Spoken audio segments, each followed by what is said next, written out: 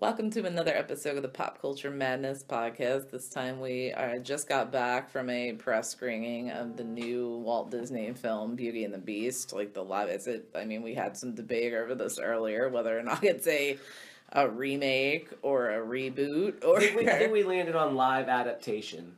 Yeah, okay, that makes sense. That makes sense. I mean, I enjoyed it. I mean, we're going to try and keep this review as spoiler-free as possible. We can try. Yeah, we could try. I mean, most people, I think, by this point know the story. That's a pretty fair assumption. You know, I mean, if you haven't seen it yet, I don't know, I'm really sorry, but... Yeah, even spoiler-free, it's kind of hard. I mean, we don't have to get into, like, super specifics, but it's... Yeah, I mean, it's a pretty straightforward story. I mean, yeah, I mean, it really followed, like, almost word for word, like, the script from the animated version. I mean, with the addition of some stuff that would be current. Right. You know, and maybe a little bit less cartoony, but... There was a little backstory piece that I found that was really cool, that, I have not watched the animated feature in some time, but I know particularly there's a flashback, or there's a sequence that's a backstory sequence that's definitely not in the original film. Yeah, I didn't think it was either, and I questioned it while I was watching it, and I'm like, I don't remember that. And some of the funny little lines, like I said, there was a line about, "You mind growing a beard?" Like, little funny banter, like, that was a little modernized. Well, yeah, it's also humanizing it. Yeah, I guess. Can we say that? Like, because I think that... Well, it is bestiality at this point. Now that it's a live adaptation. It's a live adaptation. They got Dan Stevens playing the Beast, Emma Watson playing Belle, and they... Okay, spoiler really quick. They fall in love, if you are unfamiliar. If you don't know the Beauty and the Beast story, she falls in love with the Beast, just in case. So, yeah, and it's live adaptation, so technically bestiality. But what it really got me thinking... You went there. You can't really avoid I guess I could have. You could have. You could have gone another direction with that, but that's okay. Like, we could look at it that way. We're, like, turning a Disney movie into something else entirely. That's what Disney's all about, subversive weird shit. That's what they're really trying to get into your head. You know what? Sometimes they do. Speaking of, like, what Disney is trying to actually accomplish, they definitely, in the past few years, we've seen them shift into what we can now is going to be recognized as what they are establishing as the new children's movies. These live adaptations are going to be what we get in replace of the feature films that I grew up with myself. Being a child of the late 80s, early 90s, Beauty and the Beast, Aladdin, Lion King, these were all movies that I grew up on. And some of them, you know, Disney really had a grip on the princess market and really dominated the female viewers.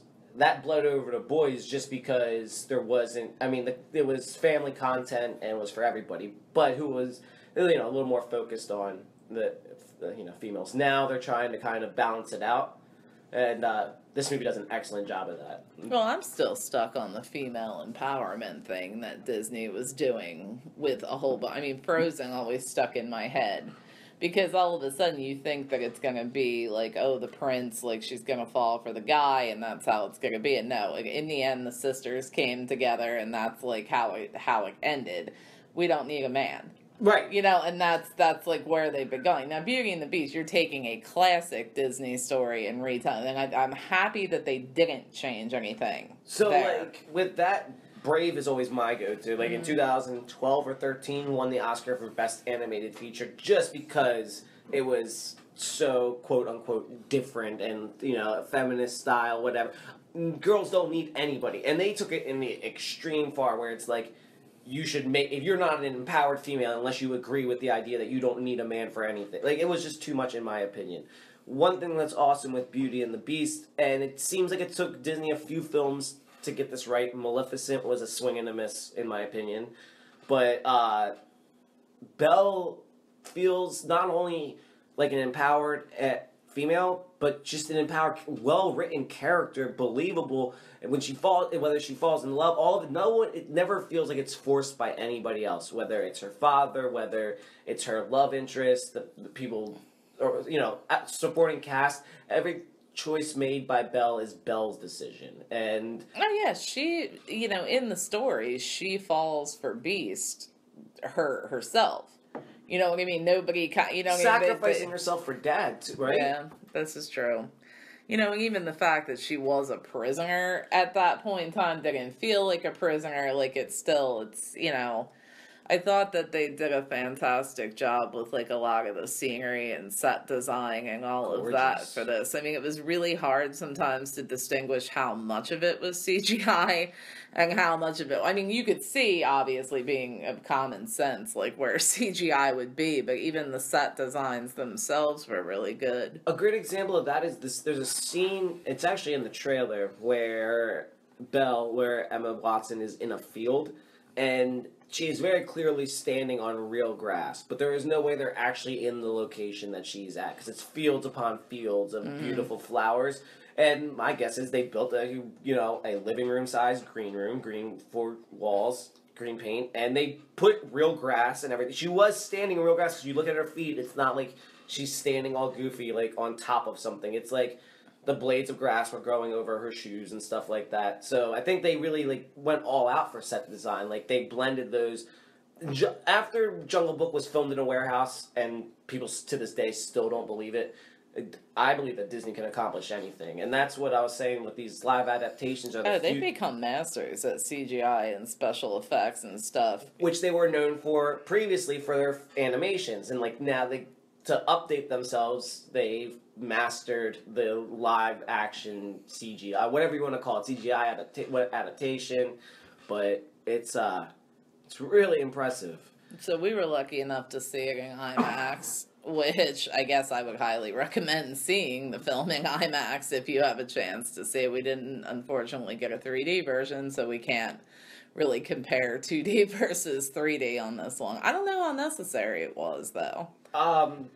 It's no secret, I'm a huge fan of 3D, so I would have preferred it. Do I think it was necessary? No, it was gorgeous either way. There's a few scenes that were clearly designed for 3D. There's when Chip is throwing the cups and stuff like that. Or the plates, yeah, the saucers. The flying fight, the ending fight sequence. That's even that the entire Be Our Guest sequence, too. We have to stop and pause to talk about Be Our Guest, because that is... I mean, for me, the highlight of the film. Going into it, that was the one song as a kid that was really Be Our Guest. All right, I remember this. All right, I'm excited. But when they got to it, they knew that was the song people came in and remember. I mean, it's different for everybody, but they went balls out for Be Our Guest. I mean, fireworks going off the whole table. That was Disney magic at its finest. And I'm sure it looked gorgeous in 3D. I like, too, that the surprising cast members we kind of learned about at the end that they did not advertise that were in this at all. Ian McKellen, Emma Thompson, Stanley Tucci, Josh Gad, some of the ones we did see, like Josh Gad and Luke Evans. What did you think of Luke Evans as Gaston? How do I pronounce Gaston. it? Gaston. Get it right. No, he was great. I thought that, he immediately that chauvinistic attitude, came right through, and that is that character. To the point where if you're, a male, you're, embarrassed by that character. You're like, oh my god, you are literally giving all men on the planet a bad reputation. Absolutely. But he did well with it. He was true to that character, and Josh Gad's just hysterical. Anytime he was on the screen. Disney also modernized. This is a little bit of... Okay, is it okay if I say one more spoiler? Yeah, we're okay. Alright, so, quick spoiler. Tune out for 30 seconds you don't want to hear.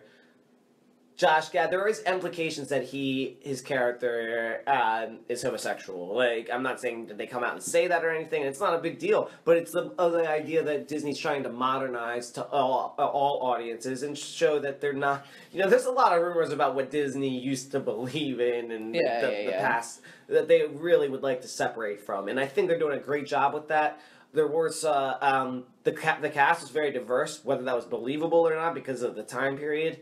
didn't matter, and I think that it's great that Disney focused on the fact that it didn't matter. What difference does it make? It's a They're fairy wearing powder tale. wigs. It is It's a fairy tale story. Now, That's yeah, it. exactly. Should like whether I just think they did a great job handling diversity and switching it up a bit.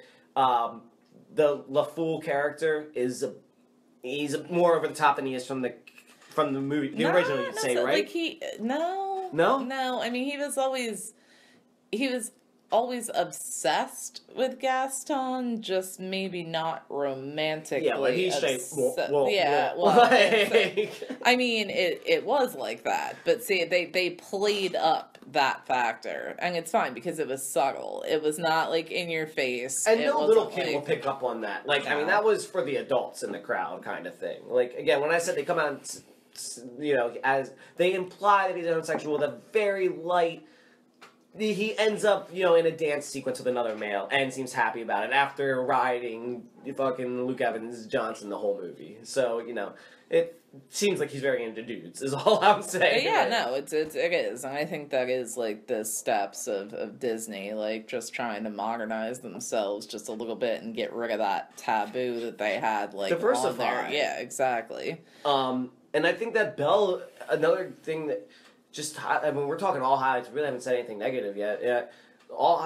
Belle is an empowering character for males and females. Everyone can look up to Belle. You don't have to walk away and be like, I feel better as a female. Well, she proved it's okay to be an outcast. Like, it's proved to not be accepted by the society around her, and it's capable to love somebody not based strictly upon their appearance, but more so. That was always the big theme. With Beauty and the Beast is like falling in love with somebody not based strictly upon their appearance, but what's on the inside. Exactly. So, I have a quick question about it's been, like I said, a while since I've seen the original animated feature. The opening of the film starts with, we get a glimpse of the Beast prior to him becoming the Beast. Was that... Absolutely. That was exactly the same as the animated. That scene creeped me out because it had, like, very dark implications in this version. It did. You know how, like, in the beginning of It's Sleeping Beauty, the same way when they kind of tell that story of how, they put the curse on Princess Aurora in Sleeping Beauty, it's almost like the same thing. Because Sleeping Beauty starts out pretty dark. Yeah, it's a creep. Again, you can take a creepy angle with some of these stories, and you don't want to go there. Some of it's dark. I think there was a little bit of scary in this. So, like, I think that parents with little kids should proceed a little bit with caution. They do make the Beast. I mean, once he's on camera and you're used to it, the but wolf scene was the wolves scary. are intense, and also the carriage crash with her father was kind of intense. The mob too. actually scared. I found the mob to be one of the scarier scenes because that's real and that was intense. How quickly Luke Evans Gaston was able to turn the crowd, incite a riot. Yeah, incite a riot, exactly. But you mentioned the wolves. I was, as soon as that scene started, I was on pins and needles on... There's been a lot of news surrounding that movie, A Dog's Purpose, and the and the animal abuse. Exactly. Yeah, let's say quote-unquote animal abuse, because, I don't know, I've seen those videos. I don't even think the wolves were real in this. In this, they're not. But what I was saying was, they show Belle bashing in a wolf's face with a stick. You totally just called her Hermione. I definitely did. It's like, Emma Watson, you will never get out of that role. It's fine. I'm sorry. But that's also what got her this role. Her 10 years, 12 years working on Harry Potter films and growing up working with CGI made her the perfect casting. Right, she knows how to not look fake while interacting with elements that aren't really there. Right, interacting with tennis balls and someone being like, pretend like that person's there. She was great at that. Yeah, that's a talking candlestick. Like, pretend you're actually doing something with it. People love to hate on Megan Fox, but that's a talent that Megan Fox has. I would never believe Megan Fox is Belle. Exactly. Let's not do that. They got someone that was very credible, very attractive, in I don't want to say like a subtle way, because there's nothing subtle about Emma Watson's attraction as much as Girl Next Door-ish. That's exactly what Belle's character is supposed to be. Yeah. She's like that beautiful girl next door type small of town. Yeah. but very innocent, very, but smart. Like, very smart, outcasted by everybody, but, like, it's that inner beauty, that inner spark that she had is what it was. But it's not necessarily, like, a sexy character. Yeah. Like, that's not what she's supposed to be. And the movie, like, it's funny because there's definitely, like, intimate moments, and they do balance it very well for... You can see them falling in love in ways that, like, as an adult, like, the glances that they get, I feel like it was very well acted. Like... and emoted a lot through their faces and things that, like a child or adult can see, but it's just deeper than the dialogue that was there. Like, I think they pulled off I really do think they pulled off what they were going for.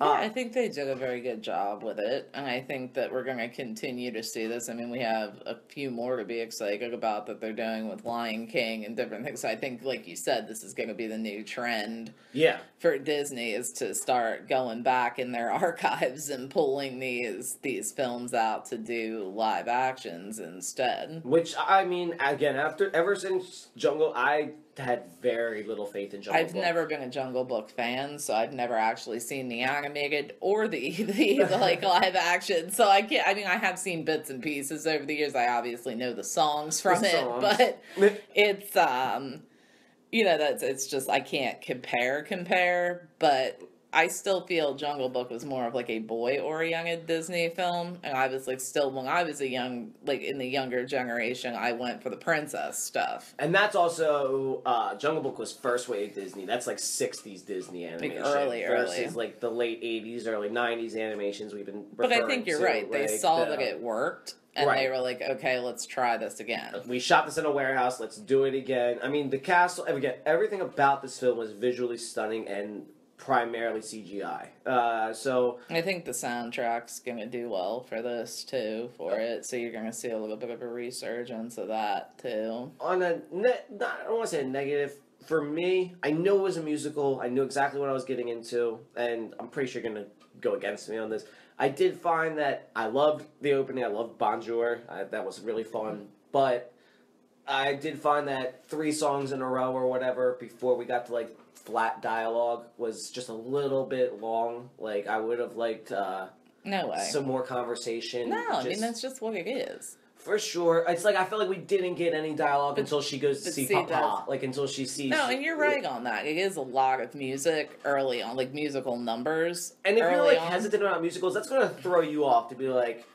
But if you are in any way, shape, or form a fan of the original, it is an exact... If they had changed that, it would have thrown off the overall pacing for the rest of the movie. I get what you're saying. Do that. Do you know what I mean? If they were like, okay, we're going to throw some extra dialogue in here, but then we're going to put this song in here, it would have not made a whole lot of sense. I get what you're saying. Especially because those songs are all in the same key, and they kind of go back into the Gaston song back into Bonjour and everything. I mean, but that's where it was just heavy, where it's like, we get the Bonjour, it's fun, then we get Gaston's introduction, and then back to like him swooning Belle, and it's like, oh my gosh, okay, like now stop for a second and talk, like, which they did fantastic. And Kevin Kline, another actor that was stuffed in that movie. I did forget about him, but yeah, you're absolutely right. I don't think I recognized him either. I was thinking it was, what's the guy from Shawshank Redemption? Tim Robbins. Tim Robbins. I thought it was him for 80% of the film. Surprise! It wasn't until I seen on that scene, I was like, oh, that's Wild Wild West. Never mind. Yeah, it was crazy because there was a lot of those little cameos in there, and you didn't necessarily always completely recognize them from just the voice work that they did. Emma Thompson was a great cast as Miss Potts. She's a teapot. We've been through this. We have been through this. So, but how cool would it have been if it was Jessica Lange as a teapot? I get that she, wanted to come back not as the teapot. I'm just saying they could have done that, because it's an animated part, how she was bitching about, there's rumors that complaining about doing it and why she couldn't come back and sing herself and everything. I just thought that would have been who? Jessica Langsbury. Angela Lansbury. Oh my god! You're gonna have to edit that out for me really quick. God. I said I'm that. like, what are you talking about? You're gonna have to edit that part around real quick, Yeah. but just pretend like we got that right for the past minute or so. But you get my original point. Why did Jessica Lange be and then I was straight adding two names together.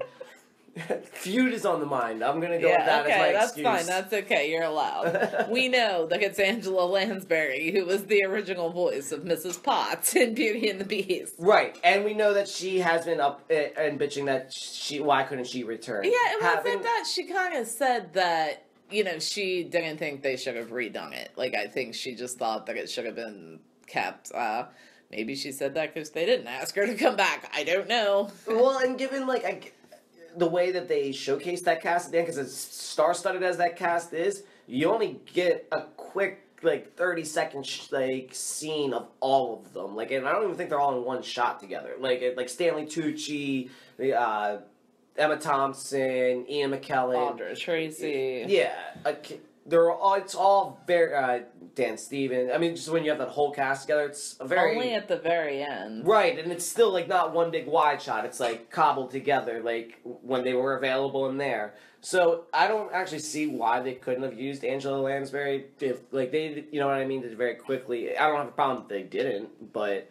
I don't know why they didn't. I mean, maybe they did just want to do an all-new cast and just not really bring people back Which from is the original. fine with me. It's fine. Exact opposite direction they're going in with Lion King. I mean, they did add Donald Glover as Simba, but we already have James Earl Jones returning as Mufasa, and I'm drawing a blank on the name of Scar, the actor that voiced Scar, but there's rumors that he will be returning as well. Oh, really? Yeah, rumors. So we know the other two are confirmed, and Jon Favreau is returning to direct that, who did The Jungle Book. If you haven't seen that, that is a really, the remake, was weird and creepy too, but... Yeah, I'll have to check it out, definitely, but... I'd say that we give Beauty and the Beast a pretty good review. It's definitely worth checking out. There's little nitpicky things, but other than that, it's worth seeing. The more, I've thought about it, I think higher and higher of this film, and not because I would rewatch it or I'm absolutely in love with it, it's that I think it pretty much nailed exactly what it set out to do. I know earlier I was thinking they got a 5, 3.5 out of 5. I lean closer 4, 4.5. Yeah, 5. They nail what they go for. I was giving it a 4. It was solid. It was an absolutely perfect film, but it was, the first one. Cinematography was good. We talked about, there was that whirlwind effect that they did. Yeah, there's no real complaints with it. They do this thing that's very disorienting, where the camera spins a lot when she's every time she's having a new, very intense experience, and it gives you the feeling of what the character's feeling while you're viewing it, because I was like, ooh, right. That was a little bit much. Exactly, a little bit much. It's almost it kind of pulls you out for a quick second, but they're aware of it, because then they widen the shot and slow it back down. So you can kind of focus yourself back on where the action is. Exactly, and when they do the library one, it's a good one, because then they do that establishing shot from after it whirls all around and around, then it's quick. Again, that was a great way to the visual effects were fantastic. All in all, beautiful movie. Absolutely, we recommend it. Yeah, I think that's pretty much... That's it. That wraps it up. Wraps it up.